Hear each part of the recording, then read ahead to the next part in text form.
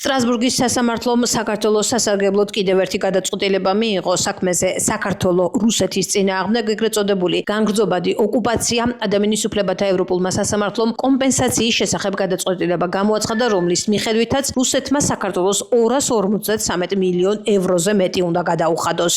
მათივე ცნობით რუსეთის ქმედებების გამო 29,000-ზე მეტი ადამიანი დაზარალდა. სასამართლომ საქართველოს მთავრობას მიანდო ეფექტიანი მექანიზმის შექმნა რუსეთის მიერ გადახდის შემდეგ მსხვერპლისთვის თანხების გადასანაწილებლად. მისი მეშვეობით დაზარალებულებმა კომპენსაცია 18 თვის განმავლობაში უნდა მიიღონ. როგორც საზოგადოებისთვის ცნობილია, ამ საქმეზე 2024 წლის 9 აპრილს მიღებული იქნა გადაწყვეტილება, რომლითაც რუსეთს დაეკისრა სრული პასუხისმგებლობა ოკუპირებულ ტერიტორიებსა და საოკუპაციო ხაზის გასწვრივ საქართველოს მოსახლეობის მასობრივი შევიწროების, დაკავების, თავდასხმების, მკვლობებისა და ამგვარი ფაქტებისამი ოფიციალური შემწყნარებლობის პრაქტიკისათვის, რომელიც საქართველოს ტერიტორიების ოკუპაციისა და ეგრეთ წოდებული ბორდერიზაციის ფონზე მიმდინარეობს. ამასთან დოკუმენტში აღნიშნულია, რომ მინისტრთა კომიტეტი აგრძელებს სასამართლოს მიერ რუსეთის წინააღმდეგ გამოტანილი გადაწყვეტილებების აღსრულების ზედამხედველობას იმის მიუხედავად, რომ 2022 წლიდან რუსეთი მისი ხელმომწერი აღარ არის. გადაწყვეტილებას გამოეხმაურა საქართველოს იუსტიციის სამინისტრო. დღევანდელი გადაწყვეტილება რუსეთის წინააღმდეგ მოგებული ისტორიული საქმეების ლოგიკური გაგრძელება. საქართველოს რუსეთის წინააღმდეგ ეგრეთ წოდებული დეპორტირებულების საქმეში, რომელიც რუსეთიდან ქართველების მასობრივ გაძევებას უკავშირდებოდა, სტრასბურგის სასამართლომ ეთნიკური ქართველების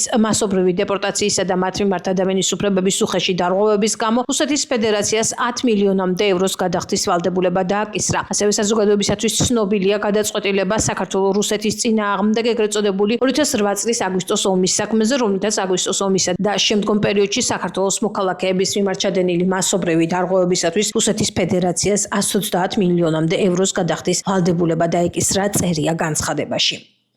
გადაწყვეტილების მნიშვნელობა გამოიხატება არა მხოლოდ ცალკე აღებული 100 მილიონი ევროს გადახდის კომპენსაციაში, არამედ თვითონ ამ გადაწყვეტილებების შინაარსში, რომელიც უნდა გახდეს სამართლებრივი საფუძველი დევნილების საცხოვრებელ ადგილზე, მათ საცხოვრებელ ადგილზე დაბრუნების და ჩვენი ქვეყნის დეოკუპაციის. რა თქმა უნდა, ევროპულმა სასამართლომ ეს გადაწყვეტილება მიიღო იმ სამართლებრივ პოზიციებზე დაყრდნობით და მტკიცებულებებზე დაყრდნობით, რომელიც იუსტიციის სამინისტრომ საქართველოს მთავრობის სახელით გააგზავნა სტრასბურგის სასამართლოში და ეს გადაწყვეტილებები ერთობლიობაში ადასტურებს იმას, რომ ოკუპაცია არის, კიდევ ერთხელ ადასტურებს იმას, რომ ოკუპაცია არის განგრძობითი, მის ფარგლებში ყოველდღიურ რეჟიმში ირღვევა ადამიანის უფლებები და ამ დარღვევებზე პასუხისმგებლობა ეკისრება რუსეთის ფედერაციას.